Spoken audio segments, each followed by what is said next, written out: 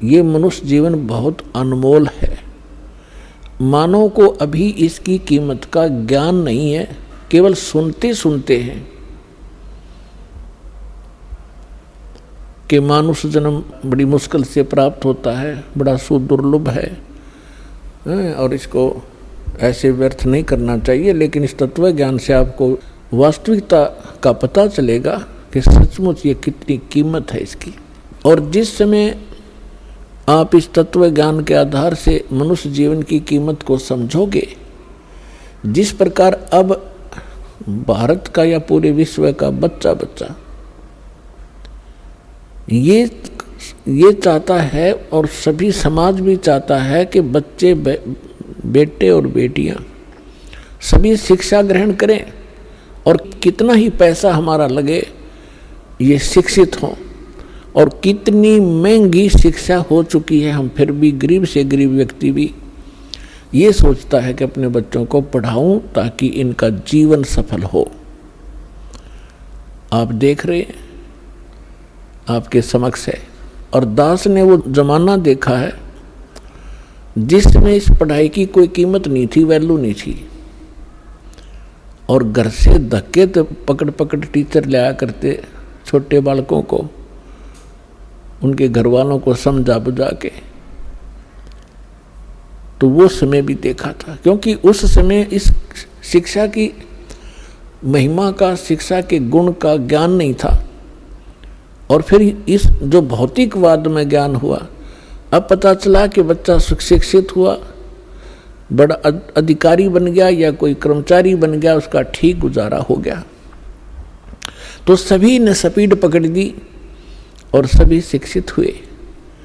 अब परमात्मा की लीला को आप धीरे धीरे समझोगे। ये सारी लीला करी कबीर भगवान ने, इस परमेश्वर ने, कि एक बार मेरे बच्चे अक्षर ज्ञान युक्त हो जा। और आप देख रहे हैं, क्योंकि दास का तो इस मार्ग में सारा विचार इधर रहता है।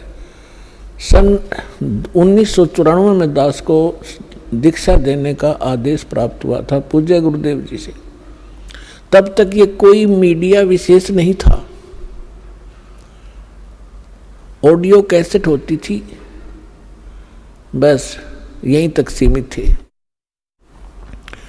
अब देखते ही देखते कमाल कर दिया, कितने अच्छे इलेक्ट्रॉनिक चैनल बन गए, मोबाइल बन गए कितनी अच्छी क्वालिटी के, जिसमें चिप डाल लो, 100 घंटे का सत्संग, 50 घंटे की फिल्म, परमात्मा की सीडी यानी सत्संग की, देखो कहीं बैठ के।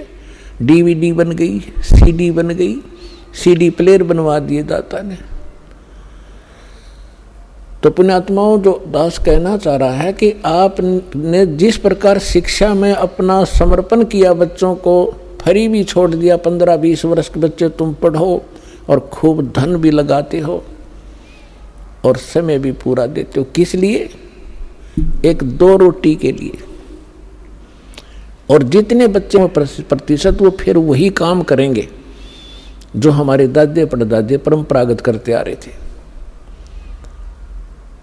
अब इसका फायदा हमें ये हुआ कि हम शिक्षित कर दिए दाता ने, और अब शिक्षित हुए तो भगवान पहचानेंगे।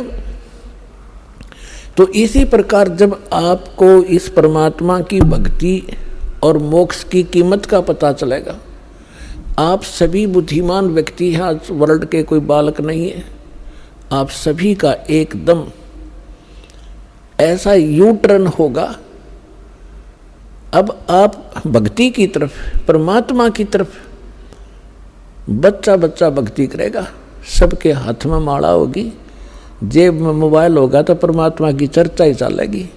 ये बकवाद बंद हो जाएंगी जो जिनके लिए इसको प्रयोग किया जाता है। तो दास प्रार्थना ये करना चाहता है कि आप जी, दास जो आपको गॉड गिवन स्पिरिचुअल नॉलेज बता रहा है, प्रभु दत्त, परमेश्वर ने अपने मुख कमल से जो तत्व ज्ञान बोला है, वो तत्व ज्ञान अभी तक छुपा हुआ था। परमात्मा का आदेश था। जिन महापुरुषों को परमात्मा ने अपने गवाह बनाया, साक्षात्कार किया, जिन महापुरुषों ने परमेश्वर का, सचखंड देखा जहाँ हम रहा करते थे, जहाँ से आत्मा सारी की सारी जहाँ से आई है, जहाँ हम कितने सुखी थे, ना मृत्यु थी ना वृद्धावस्था थी, युवा शरीर रहता था, किसी चीज़ का अभाव नहीं था, कोई गर्मी और सर्दी वहाँ नहीं थी, बहुत सुंदर वातावरण है। तो हम वहाँ रहा करते और उस सुख को हम छोड़कर यहाँ आकर काल ने हमारी बुद्धि इतनी जकड़ दी कि सब कुछ भुला दिया। हमने पिछले जन्म का नहीं पता हम कहाँ थे कैसे थे, ऐसी मिट्टी डाल देता हमारी बुद्धि के ऊपर। ये परमेश्वर ने आकर के हमें बताया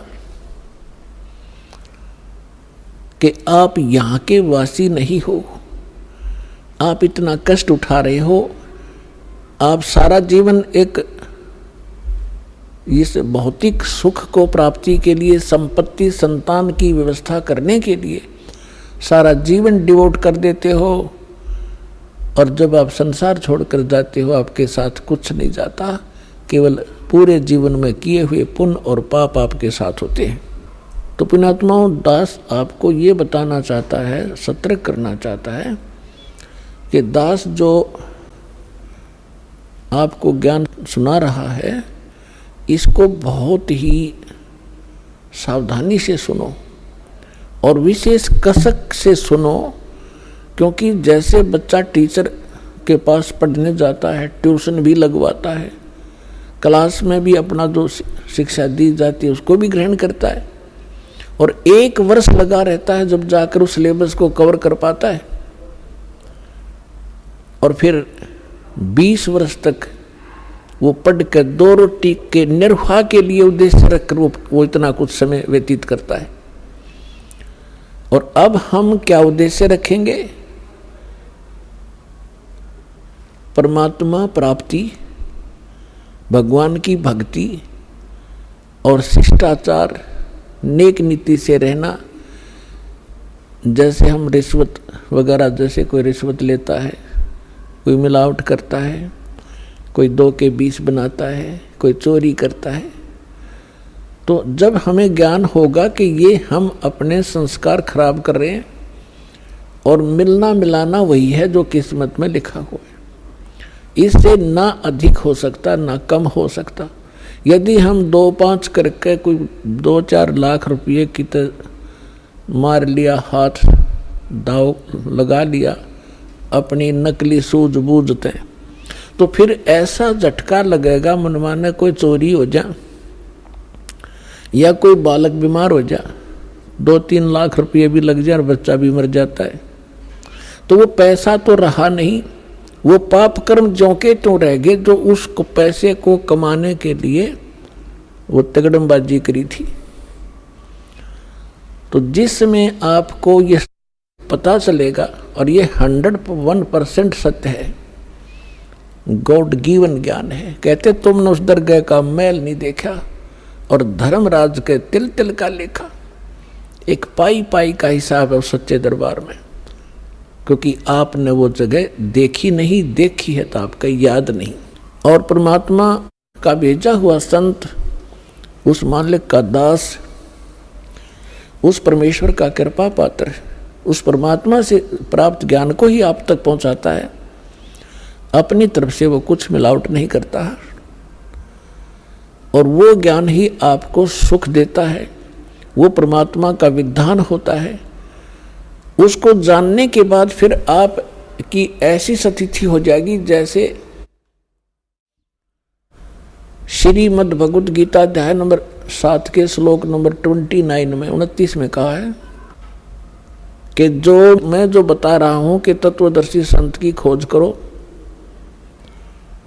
और तत्वदर्शी संत की प्राप्ति के उपरांत परमेश्वर के उस परम पद की खोज करनी चाहिए जहाँ जाने के बाद साधक फिर लौटकर कभी संसार में नहीं आते। तो वो क्या बताना चाहता है कि गीता ज्ञानदाता कहता है कि यथार्थ ज्ञान तत्वदर्शी संत बताते हैं, उनसे सुनो।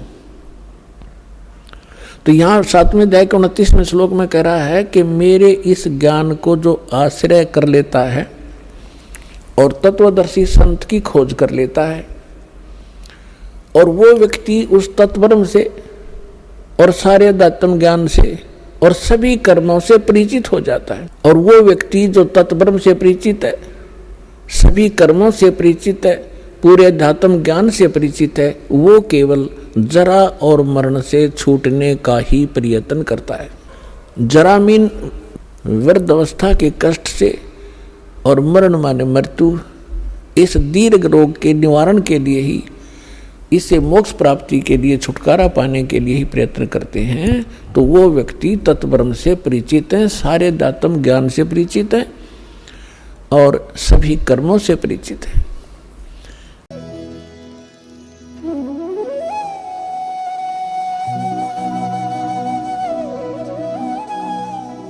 अगर आप ये वीडियो YouTube पर देख रहे हैं तो हमारे चैनल को सब्सक्राइब करें और बेल आइकन को दबाना ना भूलें। अगर आप Facebook पर ये वीडियो देख रहे हैं तो हमारे पेज को लाइक करें।